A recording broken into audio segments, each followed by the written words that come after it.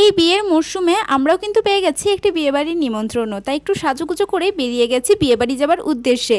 আর আজকের বিয়েটা কিন্তু আমাদের পাড়াতেই আছে, দেখতেই পাচ্ছ আমাদের বাড়ির কিছুটা দূরেই বিয়েবাড়ি।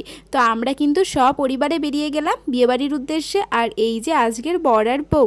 আর সেদিন কিন্তু গরমটা ভালোই পড়েছিল, আমি তো প্রায় গরমে সিদ্ধ হয়ে গেছি। আর একটা কথা, আমাকে কেমন লাগছে অবশ্যই কিন্তু জানিও। তো বিয়েবাড়ি থেকে বেরিয়ে এসে দেখতে পাই যে ফুচকা আর কফির কিন্তু স্টল বসে গেছে। আমি গরমে তো কফি একদমই খাইনি, কিছু ফুচকা খেয়েছিলাম। তারপর কিন্তু আমরা চারজনেই চলে গেছিলাম প্যান্ডেলের দিকে। আর প্যান্ডেল গিয়ে কিন্তু আমরা চারজনে বসে পড়েছিলাম। আর তারই মধ্যে দিয়ে গেল জলের বোতল, তারপর দিয়েছিল পাতা, টিস্যু আর হজমোলা, তারপরে দিয়ে দিয়েছিল স্যালাড। আর স্যালাডটা এত টক হয়ে গেছিলো খেতেই পারা যায়নি লেবুর কারণে।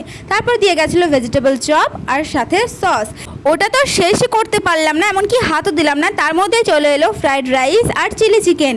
পনিরের অপশনও ছিল, কিন্তু আমি পনির খাবো না, কারণ আমি পনির খাই না। আমি একমাত্র ব্যক্তি যে পনির খায় না। তো তারপর আমি খাবার শুরু করে দিয়েছিলাম, আর খাবারগুলো কিন্তু দারুণ হয়েছিল খেতে। ওটা শেষ করতে না করতে আবারও চলে এসেছে ভাত। ভাতের মধ্যে দিয়ে দিল একদম গরম গরম ডাল।